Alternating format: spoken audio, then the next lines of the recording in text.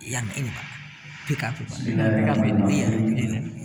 Yang saya Assalamualaikum warahmatullahi wabarakatuh. Waalaikumsalam warahmatullahi wabarakatuh. Ya, semangat. Ada penyamaran yang sudah disiapkan. Baik, bismillahirrahmanirrahim. Assalamualaikum warahmatullahi wabarakatuh. Waalaikumsalam warahmatullahi wabarakatuh. Alhamdulillahirabbil alamin. Binikmatihil iman wal islam. Asyhadu an la ilaha illallah wa asyhadu anna Muhammadan abduhu wa rasuluhu la nabiyya ba'da. Allahumma sholli wa sallim wa barik ala Muhammadin wa ala alihi wa sahbihi wa mawala amma ba'du. Yang saya hormati dan yang saya takdiri Bapak Ketua Pengurus Takmir Masjid Al-Hikmah, Bapak Dr. Tito beserta jajarannya, beserta jamaahnya, beserta Pak Haji Budi, mohon maaf izin, yang insya Allah dirahmati Allah. Pada yang kami hormati Bapak Ketua FKTM beserta jajarannya, Bapak Ketua Takmir Masjid yang sempat hadir, rekan-rekan saya sekecamatan Pemiling yang insya Allah dirahmati Allah. Mohon maaf tidak saya sebutkan satu persatu. Pertama karena memang belum kenal lama. Daripada bingung sebutkan nama, lebih baik jamak saja. Bapak Ibu yang insya Allah dirahmati Allah, kemudian yang kami hormati, saya dengar tadi ada Ibu penyuluh agama dari Kecamatan Cemiling, sebut saja Kecamatan Cemiling, yang insya Allah dirahmati Allah. Bapak Ibu jamaah sholat subuh yang sama-sama mengharapkan ridha Allah Subhanahu wa taala. Pada kesempatan ini sebelum saya dikasih tugas kultum, tapi kalau bicara apa? Jadi kultum, saya memperkenalkan diri, saya nama lengkap Mukadi Ida Setiawan, perantauan dari Kediri, Jawa Timur, tinggal di Bukit Kemiling Permai. Saat ini diberikan amanah menjadi Ketua Takmir Masjid Ar-Rahman. Jadi kira-kira 50 meter sebelum bundaran ke kiri. Kami saat ini masjid masih direnovasi, jadi belum bisa untuk komunikasi lebih banyak.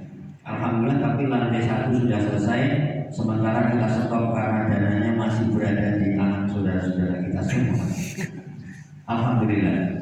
Makanya saya berani mendaftar. Tadinya mau mendaftar pertama, tahu-tahu sepakat kita bongkar, jadi belum sempat.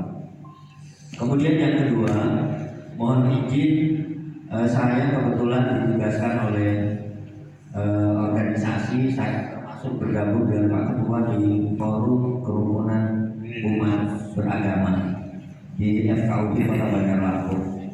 Nah, dalam kesempatan ini mungkin tidak ada salahnya kita sebagai umat muslim bukan berarti fanatik buta, tetapi kita harus waspada. Karena saat ini yang kita perhatikan bahwa gejala-gejala pada waktu saya kecil, umur 6 tahun itu muncul. Saat ini saya khawatir apa itu iya enggak kira-kira begitu. Itu bapak-bapak yang umurnya sudah 63, 62 mungkin ingat. Tapi sebelum lanjut, selawat serta salam mari kita senantiasa sanjungkan kepada junjungan kita Nabi Muhammad SAW yang telah membawa kita ke jalan yang insya Allah istiqomah dan insya Allah benar. Dengan keyakinan kita mengikuti itu sehingga kita mendapatkan petunjuk, hidayah, kebahagiaan dari dunia dan insya Allah di akhirat. Jamaah sholat subuh yang selalu dirahmati Allah, tiada kata yang patut kita aturkan kehadiran Allah Subhanahu kecuali kalimat mengucap puji syukur alhamdulillahirabbil alamin atas segala karunia nikmat Allah yang diberikan kepada kita selama ini, wabil khusus nikmat iman, Islam dan kesehatan kepada kita semua, sehingga kita saat ini atas izin Allah untuk dapat bersilaturahim memakmurkan Masjid Al-Hikmah, semoga menjadi barokah dan ridho Allah Subhanahu wa taala. Amin ya rabbal alamin. Bapak Ibu jamaah salat subuh yang insyaallah dirahmati Allah, sebagai anggota forum kerukunan umat beragama, ini adalah sebuah kewajiban dan sudah merupakan ajaran yang ada pada agama kita. Tetapi kadang-kadang orang lain memaknai kita ini berbeda. Karena untuk menjaga kerukunan sehingga umat Islam ditarik-tarik untuk mengikuti ibadah yang lain. Nah, kita saat ini untuk FKDKTM ini di forum kerukunan pun saya agak keras sedikit kira-kira begitu. Kalau silaturahim oke, tapi kalau silaturahim mengikuti ajarannya, nah saya agak bersedia kira-kira seperti itu. Nah, oleh karena itu, kalau ini kita teruskan ikut beraktif dalam ibadahnya, maka saya ingat permainan kecil. Dulu waktu saya masih kecil saya suka main yang muncul sekarang, namanya lato-lato ya. Lato-lato kata kakek saya itu bahagia katanya ngomong waktu itu. Nah sekarang muncul ternyata pada waktu itu mbak saya diambil oleh sekelompok orang yang namanya Gerakan Komunis Indonesia. Ternyata 65 itu saya masih jalan-jalan sekitar 6 tahun kalau nggak salah waktu itu.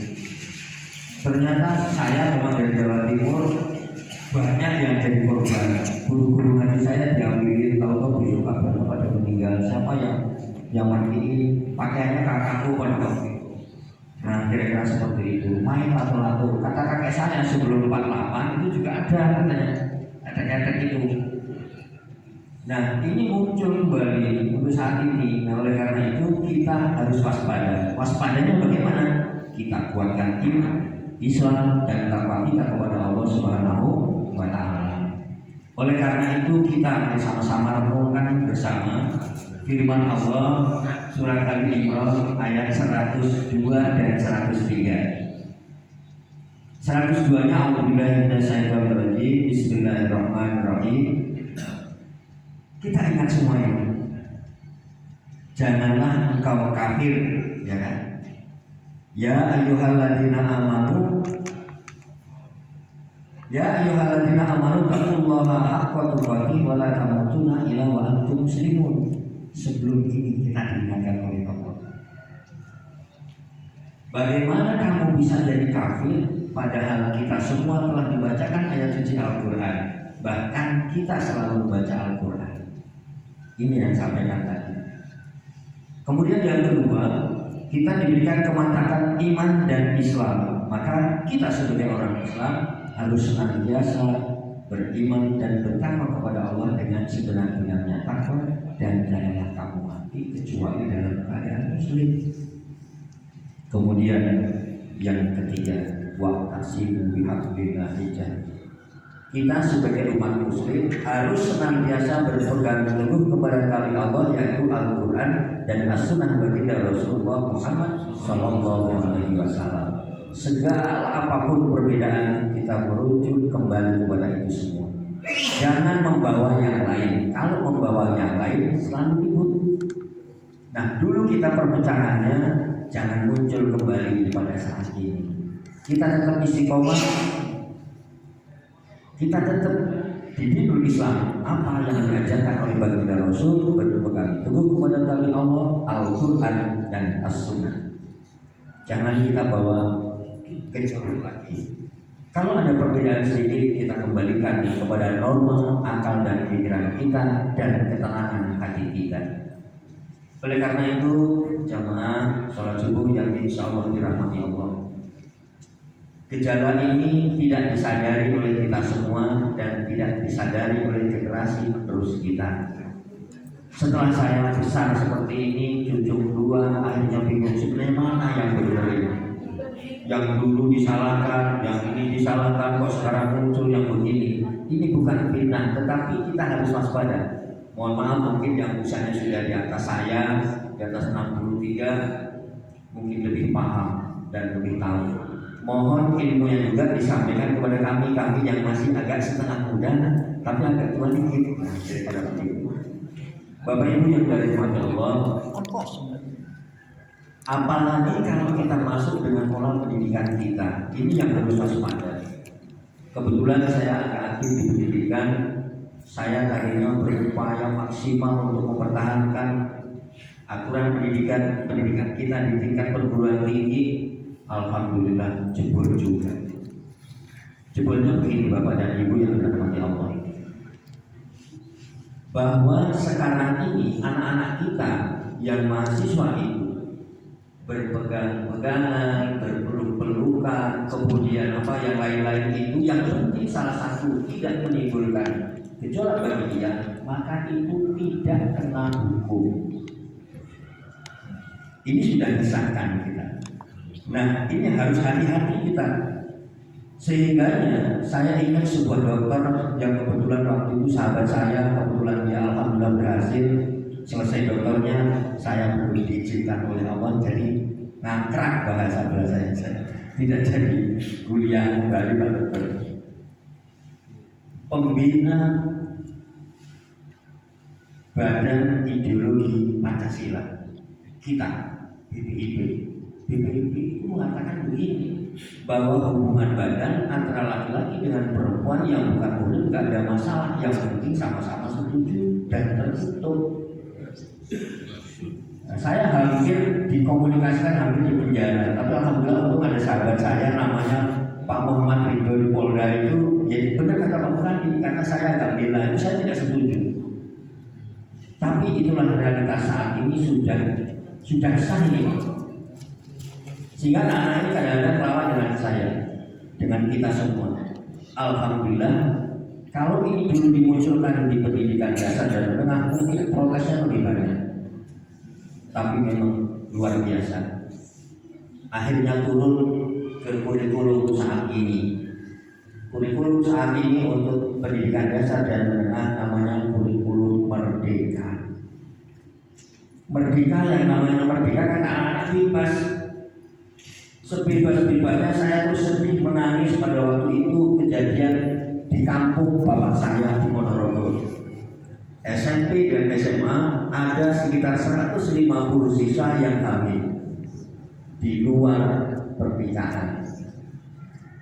Masya Allah, ini kejadian yang diceritakan oleh kakek saya dulu pada 1948. Terus nyampe ke saya pada waktu itu usia saya masih sekitar 6 tahun, sekitar 64 saya ngaji diceritakan seperti itu.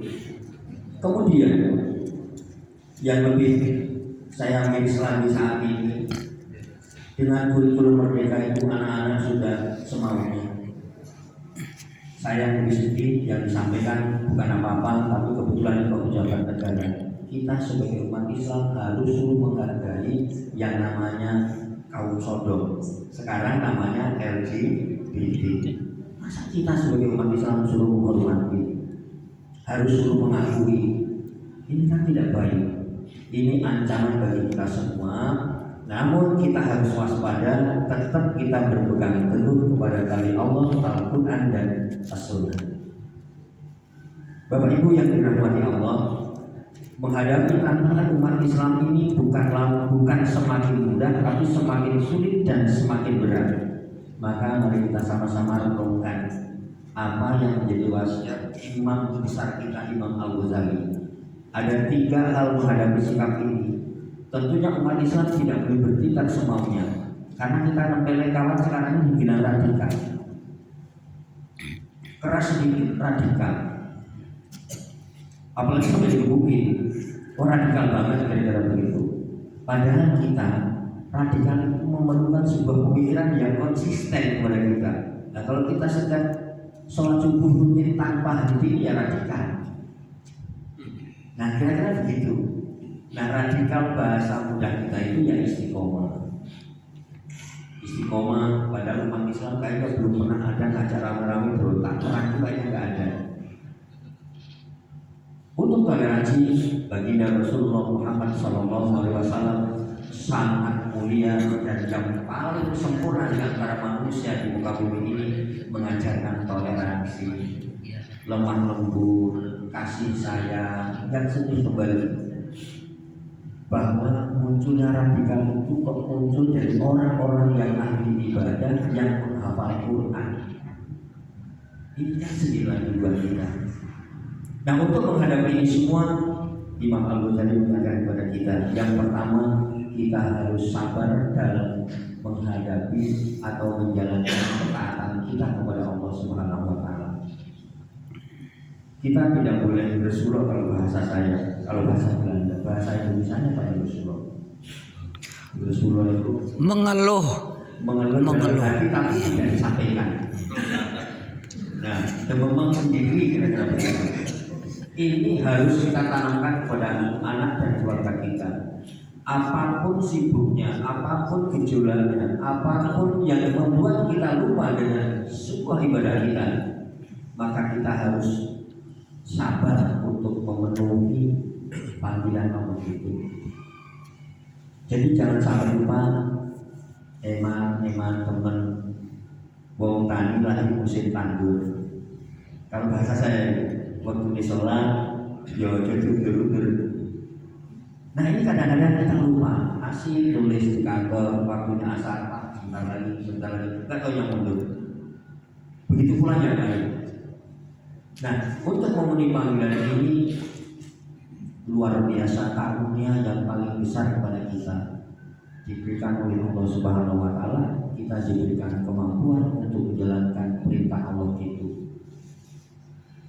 Bapak Ibu yang dirahmati Allah, mohon maaf sudah agak sedikit. Nah, yang kedua,